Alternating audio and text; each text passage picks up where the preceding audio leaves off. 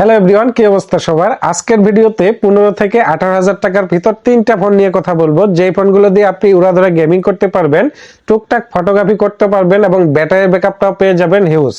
তো এই মুহূর্তে আপনার বাজেট যদি 15 থেকে 18,000 টাকা হয়ে থাকে, আজকের ভিডিওটা আপনার জন্যই।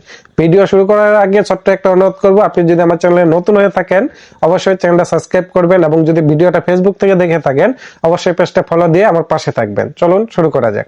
ফার্স্ট অফ অল যে ফোনটার কথা বলবো এটা হলো Helio 55। এই ফোনটা 6GB 128GB ভেরিয়েন্টে পাওয়া যাচ্ছে 1 টাকা কম 16,000 টাকায়।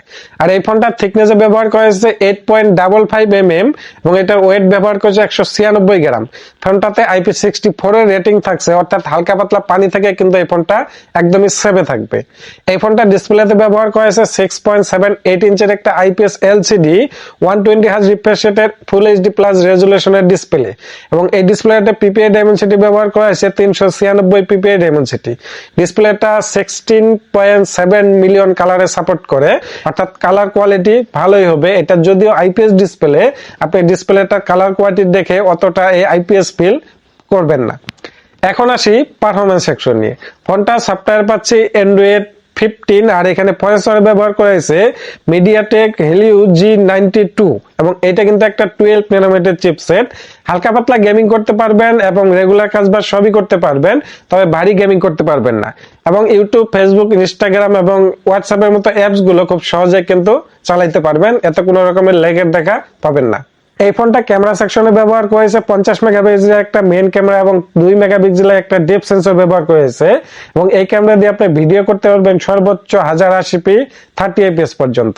আর সেলফি ক্যামেরা ব্যবহার করা হয়েছে 32 মেগাপিক্সেলের একটা সেলফি ক্যামেরা, এটা দিয়েও আপনি 1080p 30fps পর্যন্ত ভিডিও করতে পারবেন। সর্বশেষে আসি ব্যাটারি সেকশন নিয়ে। ফোনটাতে 6000 mAh একটা ব্যাটারি রয়েছে এবং এটাকে চার্জ করে দেওয়া হয়েছে 18 ওয়াটে একটা ফাস্ট চার্জার। তবে 6000 ব্যাটারির সাথে 8000 ওয়াটে একটা ফাস্ট চার্জার একটু বেমানান। এখানে যদি 33 ওয়াটে একটা ফাস্ট চার্জার ব্যবহার করতো তাহলে আমার মনে হয় ঠিকঠাক মনে হতো।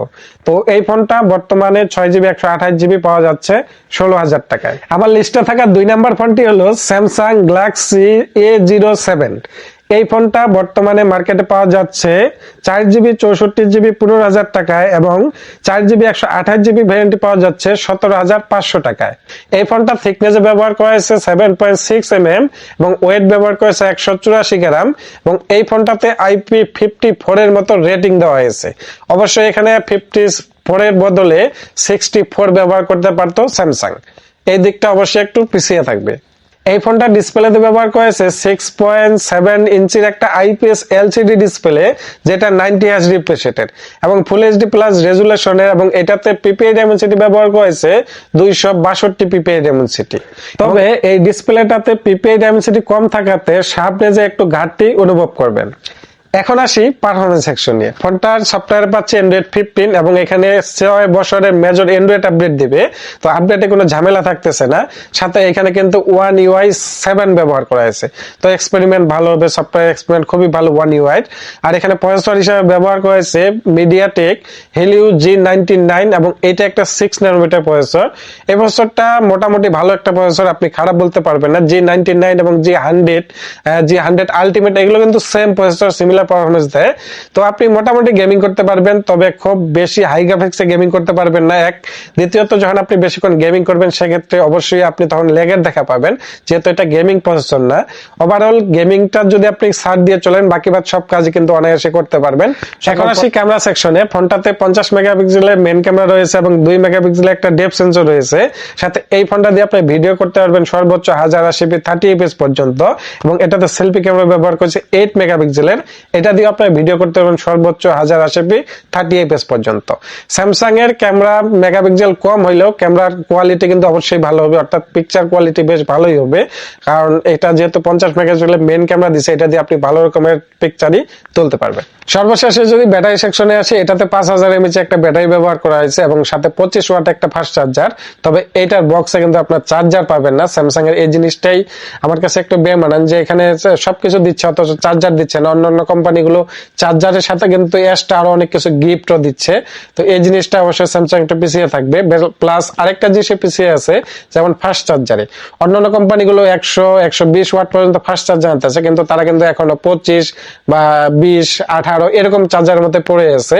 তো আমি জানি না স্যামসাং কেন এটা নিয়ে কাজ করে না। আমার মনে হয় যে এটা স্যামসাং নিয়ে অবশ্যই কাজ করার দরকার। তো এই ফোনটা কিন্তু আপনার 4GB 64GB ভেরিয়েন্টে পেয়ে যাবেন 15,000 টাকা এবং 4GB 128GB ভেরিয়েন্টে পাওয়া যাবেন 17,500 টাকায়। আমার লিস্টে থাকা 1 নাম্বার ফোনটি হলো প্রোটন হাইপার এক্স। এই ফোনটা 8GB 128GB ভেরিয়েন্টে বর্তমানে পাওয়া যাচ্ছে 19,000 টাকায়। এই ফোনটা কিছুদিন আগে দাম ছিল মাত্র 16,500 টাকা, কিন্তু বর্তমানে আপনারা অনেকে জানেন যে ফোনের দাম বেড়ে গেছে। এই ফোনটা বাড়ার কারণে কিন্তু বর্তমানে 19,000 টাকায় অফিসিয়ালি পাওয়া যাচ্ছে।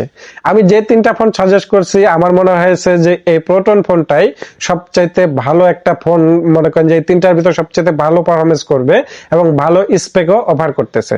এই ফোনটার থিকনেস ব্যবহার করা হয়েছে 8.55 mm এবং এখানে ওয়েট কিন্তু ডিসেন্ট করা হয়েছে। হ্যাঁ, এই ওয়েটটাও ব্যালেন্সটাও খুবই ভালো এবং IP64 এর রেটিং থাকতেছে এই ফোনটাতে। এই ফোনটার ডিসপ্লেতে ব্যবহার করা হয়েছে 6.78 ইঞ্চের একটা IPS LCD full HD plus রেজুলেশনের ডিসপ্লে এবং এটা একটা 120 হার্জ রিফ্রেশ রেটের ডিসপ্লে। ডিসপ্লে কালার কোয়ালিটি মোটামুটি ভালো হবে, যদিও এটা অ্যামোলেড ডিসপ্লে না, তাই অ্যামোলেডের মতো কালার কোয়ালিটি পাবেন না। তবে অ্যামোলেড না হইলেও এই ডিসপ্লেটা কিন্তু পিপিআই ডায়মেনসিটি ভালো, 394 পিপিআই ডায়মেনসিটি, প্রায় 400 কাছাকাছি। তো 400 কাছাকাছি পিপিআই ডায়মেনসিটি অর্থাৎ পিকচারের যে শার্পনেসটা মানে পরিষ্কারনেসটা এটা কিন্তু খুব ভালো পাবেন। এটা আপনি কোন সহজে বুঝতে পারবেন না যে এটা একটা অ্যামোলেড ডিসপ্লে না, এটা একটা আইপিএস ডিসপ্লে, কারণ ডিসপ্লেটা একটু ছোটখাটো হওয়াতে কিন্তু বেশ ভালো লাগে ডিসপ্লের কালার কোয়ালিটি। আর এই ডিসপ্লেটাতে ব্রাইটনেস হিসাবে ব্যবহার করেছে 650 নিটস ব্রাইটনেস, যেটা ইনডোরে সমস্যা নাই, তবে আউটডোরে গেলে অবশ্যই আপনার সমস্যা হবে। তো ইনডোরে খুব ভালোভাবে কিন্তু ব্যবহার করতে পারবেন, আউটডোরে গেলে বা ডাইরেক্ট সানলাইটে গেলে সেক্ষেত্রে আপনি কিন্তু প্রবলেম ফেস করবেন। এখন আসি ফোনটার পারফরমেন্স সেকশন নিয়ে। এই ফোনটার সফটওয়্যার পাচ্ছি আমরা Android 16। তার সফটওয়্যার বেশ লিট এন্ড ক্লিকি মনে হয়েছে আমার কাছে, তবে তারপরে এখানে বেশ কিছু ভুল টুল আছে। এটা আপনি আবার খুব ইচ্ছা মতো মনে করেন যে আপনার যেটা ভালো লাগতেছে এটা ইচ্ছা মতো কিন্তু কাস্টমাইজ করে নিতে পারবেন, এই সুবিধাও কিন্তু এখানে থাকছে। আর এটা প্রসেসর ব্যবহার করা হয়েছে MediaTek Helio G100 6 ন্যানোমিটার একটা প্রসেসর। এই প্রসেসরটা ভালো ভাই, নিঃসন্দেহে ভালো বলবো এই কারণ এই প্রসেসরটা কিন্তু বর্তমানে দেখতেছি যে 30,000, 32,000, 33,000 এরকম দামের ফোনের ভিতর ব্যবহার করা হচ্ছে। যেমন ইনফিনিক্স এর ফোনগুলো রয়েছে, ইনফিনিক্স এর নোট 50 প্রো, এইগুলাতে কিন্তু এই প্রসেসরটাই ব্যবহার করেছে। আর যেখানে এই ফোনটার দাম মাত্র 19,000 টাকা, এই জায়গায় অবশ্যই আমি প্রসেসরটাকে এগিয়ে রাখবো। এই প্রসেসরটা আপনি গেমিং করতে পারবেন, ভালোই গেমিং করতে পারবেন। আর এখানে হালকা পাতলা অন্য কাজ বাস্তা আছে, এটা আপনি খুব সহজে করতে পারবেন।